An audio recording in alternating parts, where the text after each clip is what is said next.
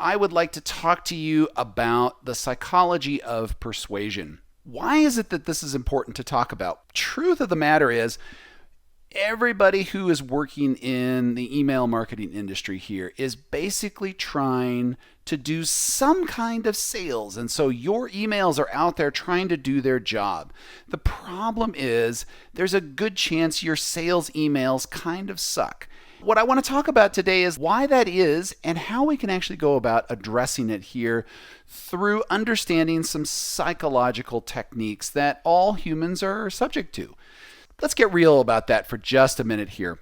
It doesn't really matter what it is you're selling. I don't care if you're into affiliate products or you're doing digital stuff online or you're selling physical products or you're trying to promote freelancer services. All of these things suffer from the exact same problem. Your email marketing sucks in this case because you're talking to the wrong person. What is it that I mean about that? I mean that all humans have two different brains, and I don't mean left brain and right brain. That's not what it is here. If you're familiar with Daniel Kahneman's work, he talks about thinking fast and thinking slow. From his research, he's discovered two mechanisms inside of our mind. On the one hand, you've got the slow, methodical, analytical, rational side that loves to go through lists of facts and trying to figure out what's the best decision based on all of the data that's coming in here. That brain is very slow. And then there's the other brain, the one that's fast and emotional and reactive, and it's our lizard brain. It's the one that kept us alive in survival, trying to make snap judgments about things, situations, in a very short amount of time. The problem is we write emails to go after that slow brain. We put stuff about features, we talk about benefits, we talk about all these logical, rational things. But that's not the person you need to convince. 95% of the decisions that we make are done by that fast lizard brain, and then we rationalize it from the slow, methodical one. This was the surprising result of Professor Gerald Zaltman's work through the Harvard Business Review. This piece of information here is the thing that we miss the most in our emails. We need to rethink how we actually structure our emails and why we put things in there and when we put them in and how we use that, because just trying to do lists of benefits and features isn't persuasive to that lizard brain. So we have to find a different way to address it.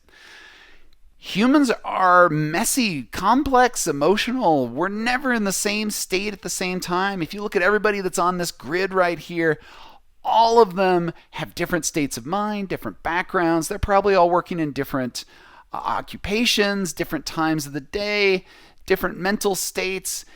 Your email has to reach all of them, and the features and benefits doesn't really address that. So what I would like to talk to you today are the ways that we can actually deal with all the humans on this slide, not just the few that you think that you can address here. There's this notion of first principles. I actually am not a marketer by education. My original degree in college was from physics, and eventually I came to email marketing. So here is my watershed moment of when marketing and physics actually collide, probably the first and last time that will ever happen to me in my entire life. But physics has this notion here of first principles. We use first principles to sort of derive all the fundamental theories and get to real truths about how the universe works. So we talk about the theory of gravitation or the theory of electricity and magnetism or quantum mechanics or the theory of thermodynamics and stuff like that. All of those are derived from very fundamental truths and observations that we've worked through in order to be able to build these more complex theories that tell us about how the world works, right? Marketing has these too. They're not the exact same thing, and they were discovered actually fairly recently. A gentleman by the name of Dr. Robert Cialdini came about this, and he's a professor of psychology in Arizona. He did his work in the early 80s, or as my children like to say, the dinosaur times. In this body of work, Dr. Cialdini basically was motivated by one thing. He realized that he was kind of a sucker. He was constantly falling for things that he didn't really want to fall for. People coming to his door and asking for donations. People coming and trying to sell him stuff on the street. People stopping him and asking him about their religion and trying to convert him. All of these things, he sat there and listened to it and was like, I just don't want to deal with this anymore. What are the techniques that they're using that are so persuasive? I'm an intelligent human being, and there shouldn't be a reason for me to be persuaded by these things. But he was, and he wanted to understand that more deeply. So he started digging into it. He started reading about these various things. He started listening to the various kinds of marketing pitches that were being done. He started attending various classes. He took jobs in sales and then got trained by them so he could go through their entire training course, understand what it was that they were using to train people so that he could go and catalog that as part of his research. Now, I'm sure it must have been hilarious at the end of that training to be like, oh, sorry guys, I'm a psychologist. I'm just here for the research instead of actually accepting the job. But those are the kinds of things that he did. And the result was this body of work.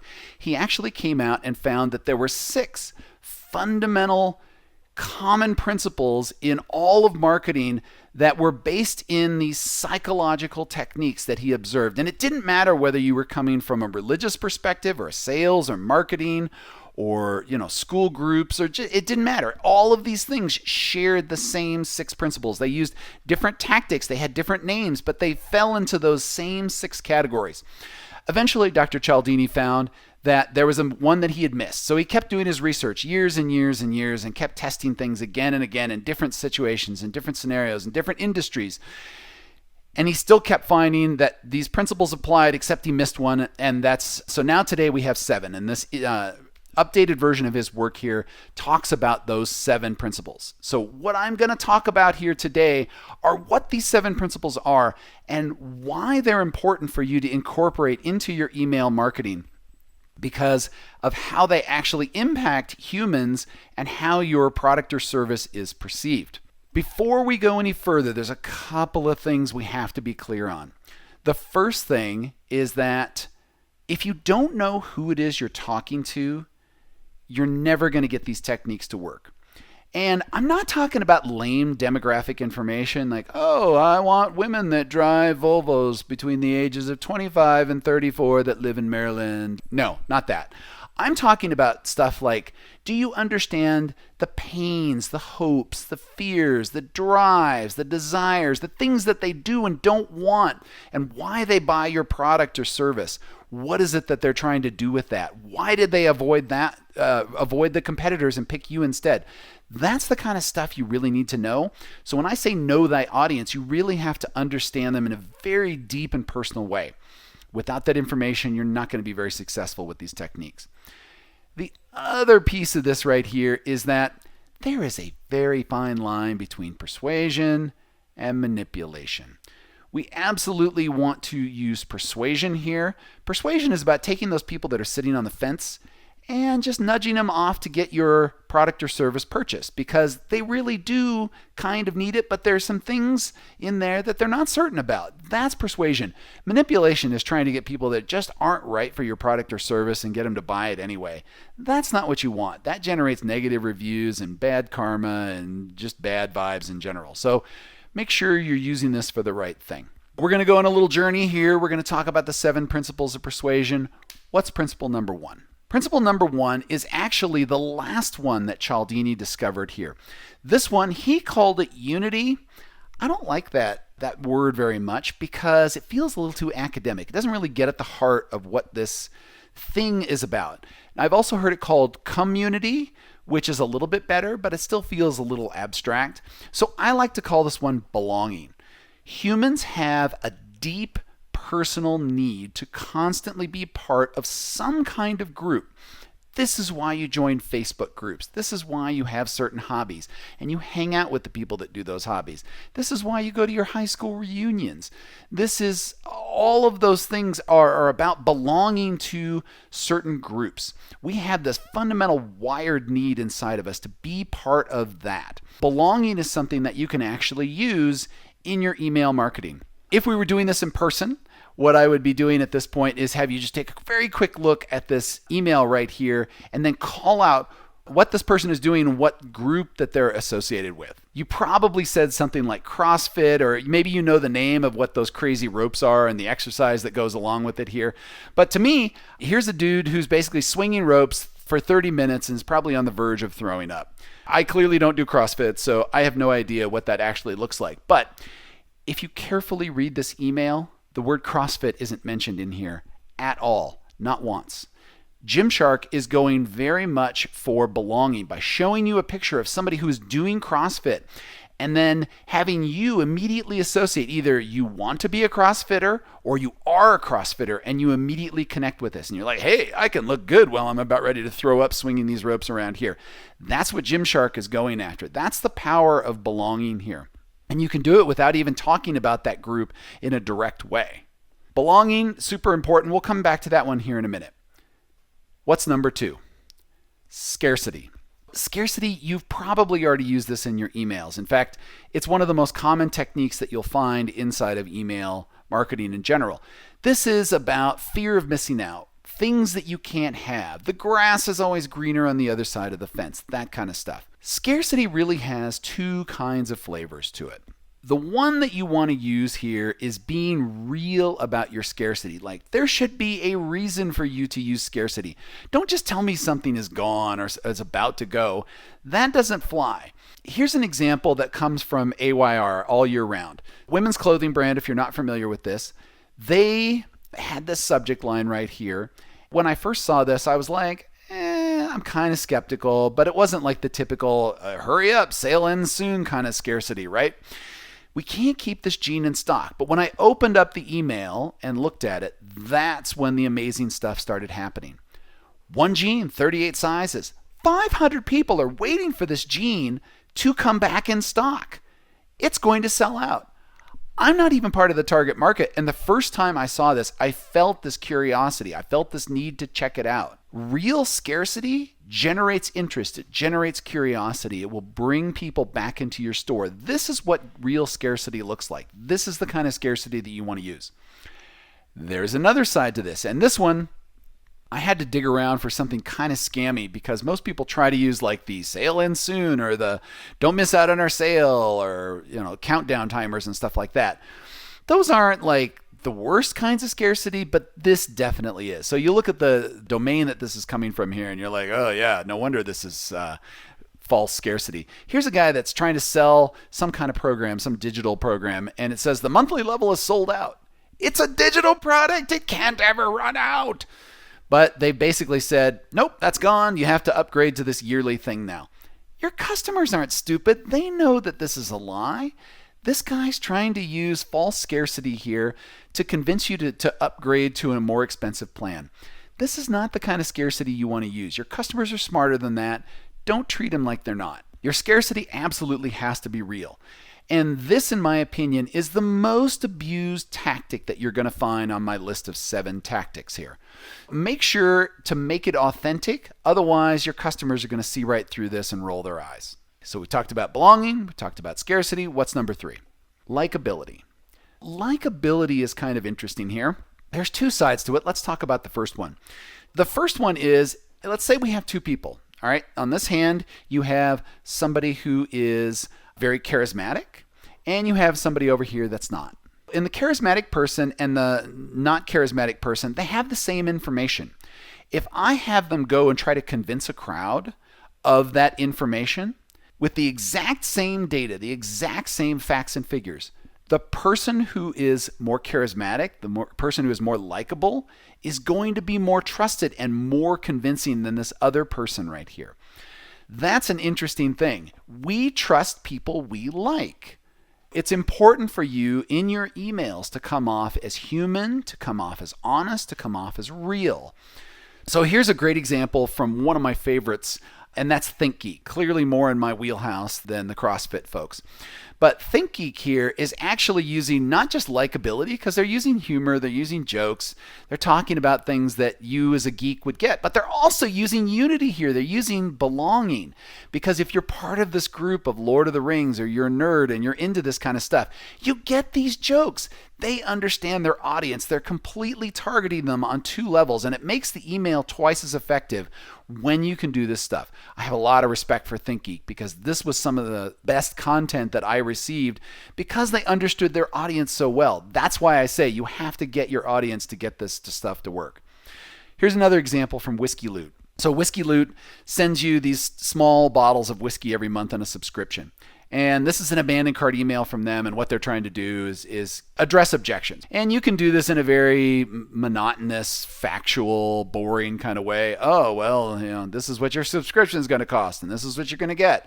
But Whiskey Loot took a different tactic on this. They're like, all right, we'll tell you some of those things, but we'll also tell you really weird things that you can do to make you curious and laugh about this whole thing. So like the fourth one down, buy 3,000 bottles and make a whiskey bath. So when I read that, I picture a clawfoot bathtub filled with whiskey and all these glass bottles around on the floor and some rando in the bathtub up to their neck in whiskey. That's weird, but it's also funny. So it makes you want to keep reading and keep going with this content here. So likability is engaging.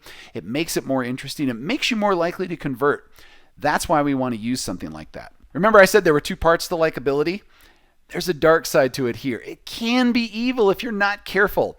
If I took those same two people again and I have the charismatic person and the not charismatic person, but now I hand the charismatic person misinformation or outright lies, and I give the non-charismatic person, I give them the actual facts, you're still going to trust this charismatic person over here. Likability can trump correctness. So you've got to be super careful about that. Being liked is more trustworthy than being correct. So make sure when you are using likability that you're using the correct information at the same time. Okay? So how is it you can be more likable, right? That's the first question everybody has. There are really three things to get you there. Try to be funnier, try to be real, try to be honest. There is so much stiff, boring corporate content out in our emails right now. The bar on this one is pretty low, I'll be honest. If you're not being corporate, if you're talking like a human being, you're probably already on the road to likability. Adding a little bit of humor really spices that up. And if you're one of those people that feels like, oh, I'm not a funny person, Dave, I can't really do that, then what you can do is you can make sure that you are just trying to be more humorous as opposed to like straight up comedic. There are actually classes and courses that you can take that will help you with that. And one of those courses is run by Leanna Patch, who runs Punchline Copy. And she talks about how to be funnier, not necessarily funny like a comedian, but just more interesting in your email copy. And it's specific to improving your email copy. So that's definitely one of the things that can help improve this one thing. In my opinion, this is the most underrated tactic on the list because I think people just don't know how to make it work. And so therefore, they don't do it. So that's how you can kind of work your way to being more likable in your emails. Belonging, scarcity, likability. What's number 4? Consistency. Consistency is where we take and make some kind of a commitment. And it's important that that commitment be public. So we got to tell somebody else about that. Once we've told somebody else, then consistency says because you've made that commitment and you want to be seen as the person that does that thing, you are more likely to do it because you've actually made that statement or that public declaration. Consistency shows up in a lot of different places, but basically, it's a pinky promise. What does this look like? What's an example of consistency? So here in email, it's very, very common in the fitness vertical. Every year we have New Year's resolutions, right? And in New Year's resolutions, people are like, I want to work out more. I want to get fitter. I want to lose weight. I want to be stronger. I want to do a marathon or a 5K or a race or whatever athletic activity I want to do. And so they tell their friends about it. Generally speaking, by telling your friends and making that public commitment, then you're more likely to go and follow through with it. Well, it doesn't always work out, right? So what Peloton is doing here in their email content is they've created a blog post and they're saying, hey, we know you haven't worked out in a while. We know you wanted to be consistent about that. Here's how we can help you get back on that track. So they're helping you with your consistency by giving you reasons to get back into it and ways to get back on track with that. But they're leveraging that consistency. And it doesn't have to be in the fitness vertical. It can be in a lot of different things. So here's an example here from Headspace. If you look at the visual on Headspace, they're not actually using words to do this, but in the visual, you've got 3 of these cartoon characters here that are totally road raging in the middle of traffic. And then you got one that's got the the headphones in, and they are calmly listening to the app. So if you go and you want to meditate and you want to be a meditator, you want to be somebody who is a meditation expert and brings that into their life, then you're trying to bring calm into your life. So you want to be seen as the calm person, and that's what they're just showing you here in not just the headline, but also the visual.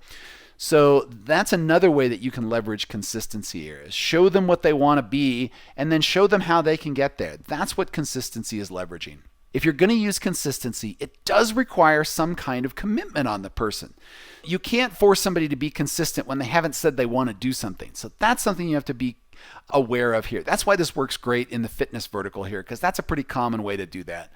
But understanding that that commitment exists, that's how you generate the consistency from it. You can do that in a lot of different ways, not necessarily with just exercise or meditation. Let's take a quick break here. So we've done these 4 things up to this point. One of the things that I think is a misunderstanding about what it is I'm talking about, when we talk about persuasion and we talk about the copy that we're writing in our emails here, what we're not doing with that copy is we're not trying to motivate somebody with that copy, which I think is an interesting perspective. So here we have a quote from Joanna Wiebe. She's the founder of Copy Hackers. If you're not familiar, I strongly recommend going to copyhackers.com. She does a great thing on Copy School. It's a really great way to level up your email marketing if that's something you're interested in. This quote, I think, summarizes a lot of what we try to do in our email copy and why it doesn't work. You can't motivate with the words. We can't do a lot of motivating with copy. Super interesting, right? That's what we think we're doing with our emails. You can take someone's motivation and turn it into action. That's what persuasion is. That's what these techniques are about. So when you use these techniques, that's what you're doing. You're taking existing motivation and generating action from it. We're not trying to create motivation out of thin air. So hope that helps put a little bit of perspective on this. So we've talked about belonging, scarcity, likability, consistency. What's number 5? Authority. Authority basically says, when we see people in certain positions, it could be a position of power, like a president or a general. It could be in a position of a head of religion, like a priest or a nun or a pope. It could be somebody who has credentials in the form of a PhD or MD or CPT or things like that. All of these things convey a certain level of expertise. And when we see that expertise, we tend to trust the things that come from them more than we do just the average person. With that said, I would say that there's really 2 kinds of authority out there. On the one hand, we have Dolores Umbridge kind of authority. It's sneaky, it's underhanded, it's not necessarily to be trusted, it has an agenda. And then there's Albus Dumbledore kind of authority. This is the authority that comes from wisdom and long-term thinking and has your best interests generally in mind and trying to be kind and compassionate. You want to make sure that you're going for the Dumbledore kind of authority, not the Umbridge kind of authority. That's a little scary. So what does this actually look like in email? In the Dumbledore kind of authority, here's an example of a children's book. And they ended up getting on Oprah's favorite things list. So the second that they found this out, they found the hashtag on social media, they started promoting it in their own stuff. Hey, look, Oprah loves us. Oprah's highly influential. You like Oprah. Oprah likes our book. You'll probably like our book too. That's a perfect example of authority. Trust is being shared with Oprah because of that. Here's an example that looks very similar until you dig under the surface with this. So here's a CBD gummy brand. It looks like they were on Shark Tank. So you got Mark Cuban and all the other sharks that are there. It looks like they're happy and smiling and totally endorsing this product until you go to social media and find that Mark Cuban actually has a problem and trying to get the FTC involved, saying these people do not have my blessing on this. Why are they allowed to do this? Somebody needs to go investigate them. That is very much an Umbridge way to go about this. So if you're going to use authority, you absolutely need to make sure that you are getting true permission to do that. Authority isn't just a random celebrity endorsing you and saying, yay, please use this product. There's lots of different ways you can do authority. Here's an example. Let's say that there's a study that says your product is actually better than doing nothing, or that your product is better than a competing product, and they have scientific data that actually shows that up. That's authority. It's not coming from a person. It's coming from this academic study right here. So authority can come in lots of different ways. Influencers are a form of authority. So if somebody endorses your product, even though they're not technically a real celebrity, right? They still give some trust to your product, because anybody who follows that influencer is more likely to trust what that person has to say. Authority comes in lots of different flavors. You can use it in lots of different ways. Belonging, scarcity, likability, consistency, authority. What's number 6? Social proof. I am positive that everybody understands social proof here, so I'm not going to go into like what social proof is, how to get it, and stuff like that. But social proof at its very basic here is that we want to make the safe choice, so we look around to see what everybody else is doing. It is absolutely a case of monkey see, monkey do. And when we do that, that has some implications. So let's talk about a couple of things that Cialdini discovered in his research about social proof. First, social proof is great. And, there's good ways to do it. Here we have Native. Native is a hygiene brand, and they are basically selling some deodorant here. People love Native. Look, 4.72 stars is our average rating. That is a solid way to use social proof. But they can do better. Here's one from Brooklinen. Brooklinen not only combined social proof, they also used unity or belonging, and they also used likability, and combined those into 3 powerful ways to motivate you to actually buy their products. So if they started off 28,000 bullshit-free reviews and counting. Now they use some likability and some humor that's on brand for them. Then they have these 2 specific testimonials that are here. One of them, I'm 30 and typically spend my money on booze and sneakers, so very proud of this adult purchase. So if you're sitting there worried about having spent too much money on shoes and cocktails, now all of a sudden you're like, I want to be an adult too. I want to buy some towels and sheets and other things. Like, that's how they're working at that. Native didn't do that. Not to say Native did a bad job here. It's just that Brooklinen did a much stronger job of that. So those are ways that you can put social proof in. I'm sure you're pretty familiar with that, but that's the power of social proof. Now, let's talk about what Cialdini found about social proof. The average review that is the most persuasive is between 4.2 and 4.7 stars on a 5-star scale. That's some interesting implications. You don't have to have perfect social proof for this to work. All you need to do is have enough social proof that it's generally positive. It's okay to get that occasional negative review. Why is that? Because that's what real products get. Not everybody likes a real product. If everybody gives you 5 stars, it makes it look fake. Having that occasional negative 1 or 2 star review is actually okay. It very much makes you look like a real authentic product. So that's a good thing to discover here. But then there's also kind of a dark side to this. Here's what Cialdini found. Here's a sign that used to be at the front of the Petrified Forest National Monument in Arizona. Many people are stealing petrified wood and crystals. This is endangering the forest. Please do not collect wood or crystals in the park. Remember, monkey see, monkey do, right? What did we just do in this sign? We told everybody what's going on. Everybody's stealing the crystals. I better go steal some crystals too. And guess what? When the sign was present, thefts of crystals and petrified wood were up in the park. When they removed the first 2 sentences and put it just the last one, thefts dropped again. Social proof. Make sure you're incenting the right thing. Here's another example. Here's a digital sign study that was done on highways in Texas. This is actually fairly recent. So they did a bunch of signs on stretches of highway in Texas, and the stretches of highway were found to be pretty similar. So some of them they had the signs on, some of them they didn't. On the ones that they had the signs, they would say, on the stretch of highway, there have been this many fatal crashes the last year. Guess what happened on those stretches of highway? The crashes increased. So again, if you're telling people that this is going on, then they're going to start doing what everybody else is doing. Make sure you incent the right thing with your social proof. It's super important. We've gone through all of these. What is the last one? Reciprocity. So reciprocity, basically, when I do something for you, you are more likely to turn around and do something for me in return, because you don't like to be indebted to other people socially. It's like there's some social accounting thing, and when we get a debt on our books, it kind of drives us crazy, and then we try to get it off the books as quickly as possible. Reciprocity happens in tons of places. You see this all the time. If you go to Costco and you get free samples, they're not doing that because they're worried about you being hungry. They're trying to get you to buy the product.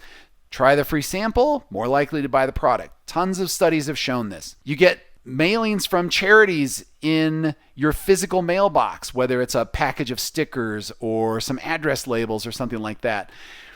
They're not doing that because they're concerned that you don't have enough of these things. They're trying to trigger reciprocity here. They give you something, you're more likely to donate. The example that Cialdini used in his book was the Hare Krishna. So if you're not familiar with Hare Krishna, it's kind of fun. Go Google them. Hare Krishna were a religious organization that was very big in the 70s, 80s, and 90s, a little less so today. And one of the common things that they would do is they'd go to airports and they would solicit donations at airports. But how they did it was the interesting part. So what they would do is they would stand around in airports, usually after the place that you were checked in, which is why they kind of stopped doing this after 9/11. They would stand around with the flowers, big bunch of flowers. And as the travelers would walk up, they would reach out and without saying a word, they would hand them a flower. And of course, the travelers were usually very surprised at this because they're not paying attention. They just got out of the security. They're not really worried about this. And they just automatically, reflexively grabbed the flower. Well, at that point, the Hare Krishna would then engage with them and start talking and eventually try to solicit some kind of a donation. Well, usually the traveler at that point realizes, oh, I don't want to be here. I don't want to do this. They try to hand the flower back. And the Hare Krishna politely refuses it, saying, I can't accept that back. But I can take a donation instead. And so then, because of reciprocity, the traveler is more likely to reach into their pocket, fish out $1, hand it to the Hare Krishna, and then go on their way.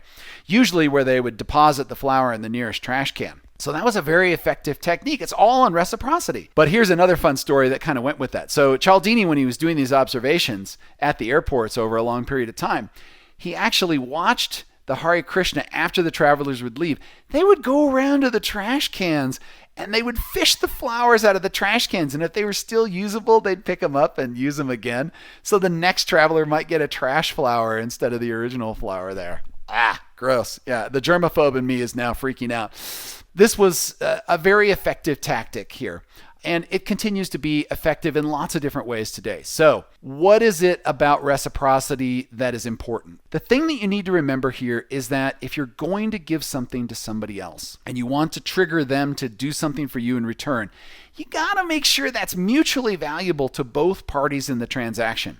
So I love this image on this slide right here because here we've got an elephant that's trying to cool off the zebras, and that zebra on the very far right is having absolutely none of it. And what's weird to me about this whole picture is that the elephant's cooling off the zebras, but what are the zebras gonna do for the elephant? You've got this interaction here that is not two-sided, right? So when you are doing your offer for reciprocity, you got to make sure that it's valuable to the customer and that what you're giving away is going to feel valuable to them and that they're going to turn around and do something valuable for you. Because if it doesn't feel like a two-way thing, it's not interesting. How do we do this in email marketing? Well, you've probably already guessed, but we trigger reciprocity by giving our customers coupon codes, or sometimes it's free shipping. I'm not going to look down on this technique because, truth be told, this is very effective, but it's also really boring and it's kind of common. Everybody does this, right? Every single brand does the same thing here. Here's your code for this. Here's some free shipping. It doesn't make you stand out. Reciprocity, you want it to be interesting. You want it to be novel because then people are more likely to do something with it. So here's an example of reciprocity that I really like. Warby Parker has an app. Now, if you've used Warby Parker to buy glasses, you've probably done this on your iPhone or your Android device, right? So you download this app and then you can try on the glasses sitting at home in your pajamas, your clown suit, or whatever you want. That app helps trigger reciprocity here. You've now made it so I don't have to interact with humans. I don't have to leave the house. I don't have to get dressed or take a shower.